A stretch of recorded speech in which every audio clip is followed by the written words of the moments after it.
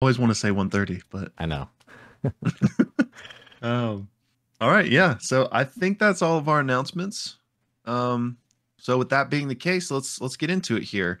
And as always, we like to start out with a recap of the episode, just so everybody's on the same page with things. And if you find yourself on that recap video, I'm messing up my own intro. It's been so long. We cut our recap out and host it separately for your convenience. So if you find yourself just on that recap and you want to hear our full thoughts and discussion, that will be linked down in the description below. But without further ado, let's get into it. Critical Role Campaign 3, Episode 90, Mission Improbable. So we pick up with Bell's Hells having been split into two parties to go on these missions for the Volition. We have Team Demolition, which are going in to kind of blow up some stuff to cause a distraction, basically, which consists of FCG, Fern, Ashton, and the Nightmare King, Ira. And then we have Team Rescue, who are going to try and save this Volition spy, Eva Roa. And that consists of Laudna, Imogen, Chetney, and Orem. So we start with Team Demolition, who are, again, under a seeming spell to basically all look like various denizens of Ruidus to be able to blend in. And Ira just tells them to follow him and, like, don't pay attention to anything else. Just follow me. So what they're looking to do is blow up this weight-bearing pillar, basically, to try and do the most damage to the surrounding area and also hopefully slow their digging process. So as they're traveling, Matt makes note of that where they're traveling through kind of looks like a bizarro version of Exandria. Like the Ruidians have basically built up structures based on what they've seen in their dreams. So it's kind of cool. But again, I was like, ignore it. Let's just go. And so they finally reach the base of this pillar, and it is massive. And also down here in this part of the city, there is these big beast pits where basically all of these various animals are being trained. But also here is Gloamgut, who is the dragon fey mount of Lord Zethuda. So they enter this tunnel at the base of this massive pillar, and Ira says, don't say anything, just remain silent. And then we swap to Team Rescue, who are all invisible for the next hour. And as they are traversing, they have a couple of close calls as far as stealth is concerned, but they're never caught. And they ultimately approach this massive pillar as well. And they can see that in this area of the city, it's mostly Ray Lawrence that live here. They also see the beast pits, and Orem actually marvels at just how tall this pillar is. I can't remember off the top of my head what kind of like measurement we were given, but this thing is like enormous. So they're heading towards the Hall of Higher Learning.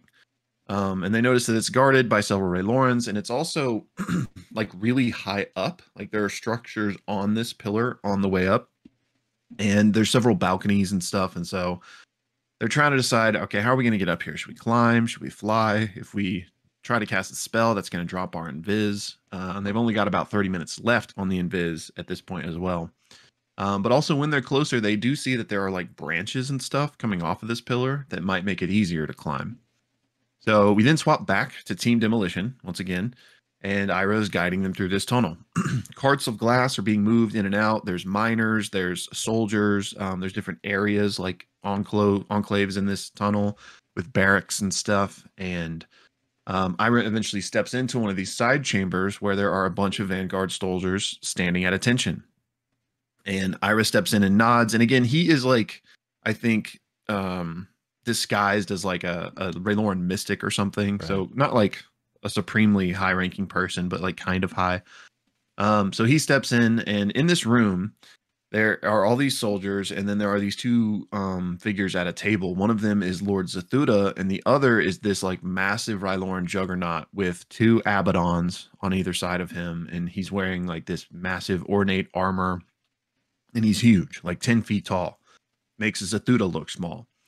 And they're silent though. But then Zethuda out loud says, "I hate having conversations in my head." And this massive juggernaut like slams the table, and the two Abaddons on either side of him like get up and start to walk around the room.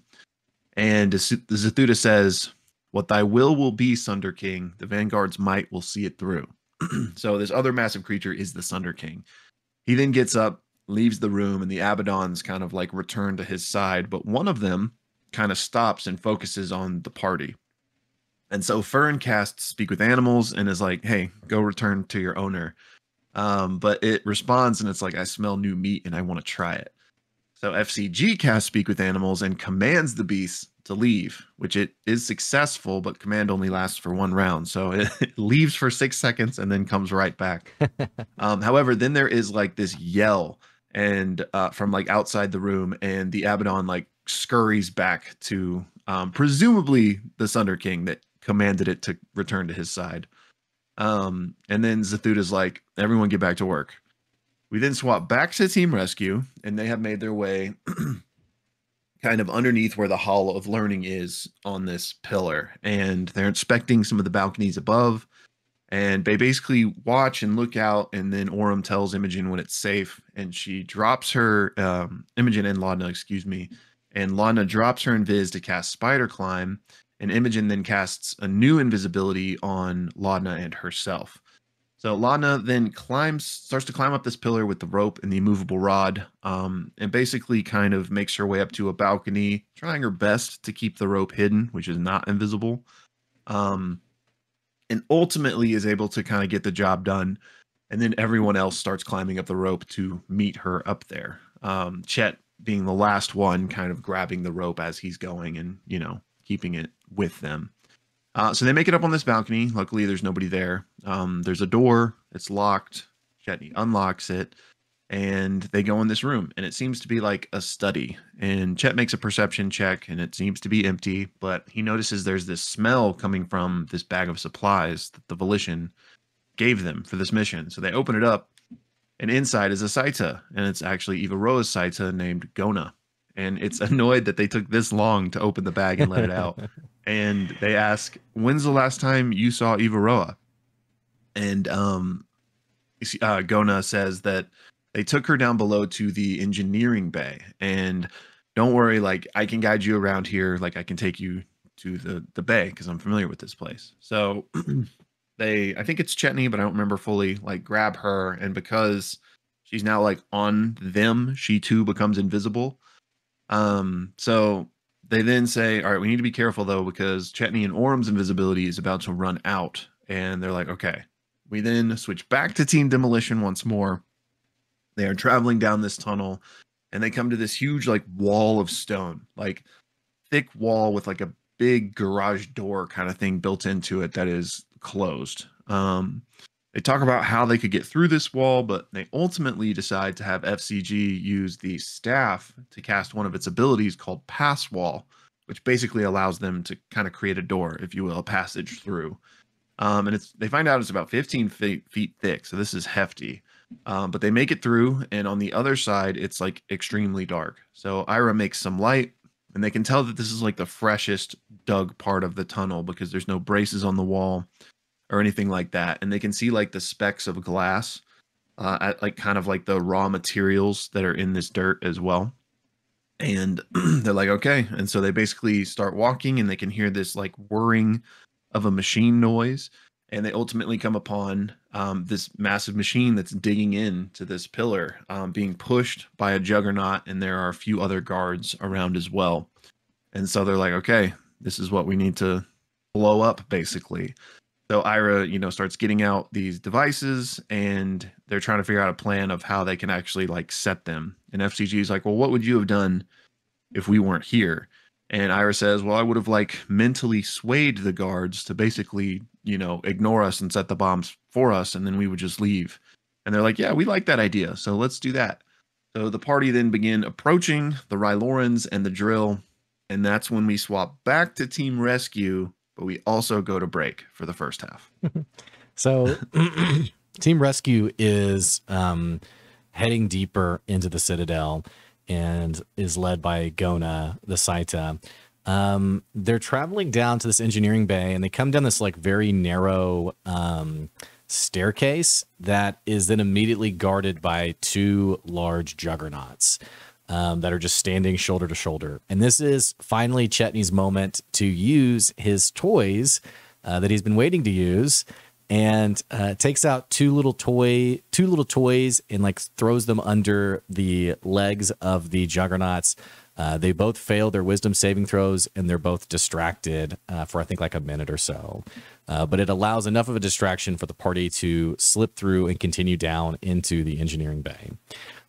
Once they get down into the engineering bay, this is not an engineering bay in the sense of like machinery being built. This is engineering in the sense of like bioengineering. They find themselves in a room filled with large crystal vats of like goo and liquid and like specimens that are within these vats.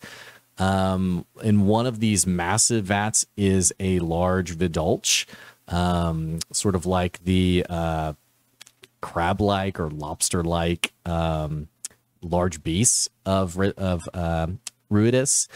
They also see, Matt describes a number of like small fetuses. And they even, I think, read like one of like the labels, or like, I think it was like a journal they found or something that basically talked, it was like basically like scientists tracking like their experiments in this room.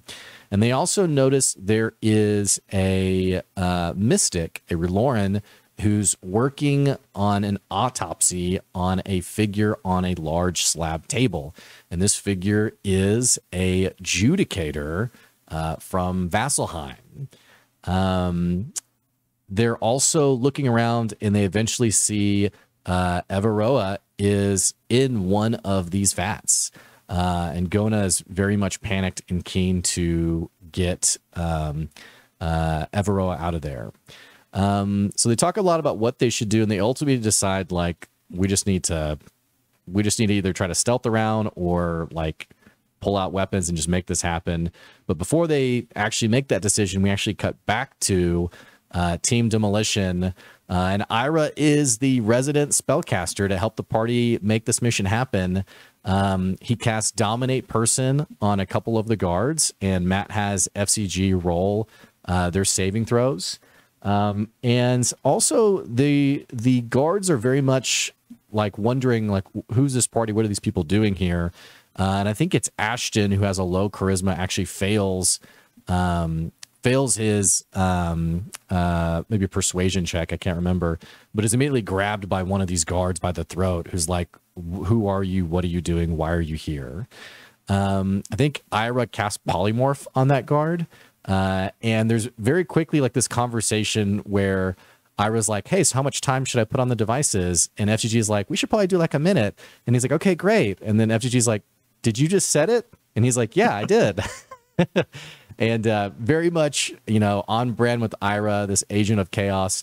So Ira has, in that moment, before the party could even like plan it and figure it out, has now activated all of the devices, and Matt takes out his phone and sets a 1-minute timer. And the party's like, our whole plan, like the other group escaping, was contingent on this distraction of this explosion. Like, you know, it's all falling apart. And even Liam was like, all right, guys, just a game. You know, it's okay if things go a little haywire. It's very funny, and just a very chaotic moment. They essentially, the timers have been set, and they begin to rush out. And as they're rushing out, Fern is talking to Ira, kind of like, this is a little suspect. Like, I'm starting to wonder what happened to the previous group. And basically, Ira then realizes that this is going to be a bit too slow running out this way.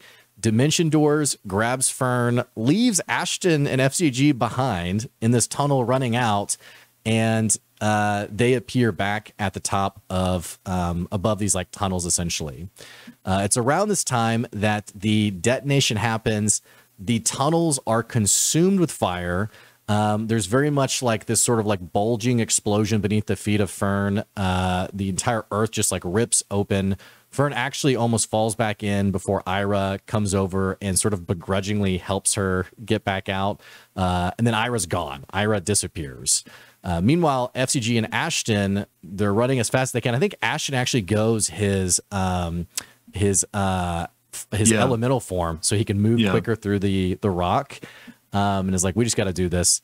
They still take a lot of damage. I think it was like 40 or 50 points of damage, and get basically thrown out of this tunnel as all of like the miners and workers are completely consumed by this explosion. Also, Gloamgut is awakened or alerted to this whole thing and is screeching and like, you know, starting to like patrol the area. We cut back to Team Rescue, and they've chosen violence. So they essentially are going to try to break out Everoa, fight the Mystic, and Orum's idea is like, let's just do a quick 1-2 punch. There's another guard in the room, and they're like, let's just take them all out at the same time. This doesn't work exactly well because other guards come in the room. I think one was called a Blade Baron, which I think was like a higher rank of one of like the melee Ray Lauren that they had fought previously, kind of like the roguish ones.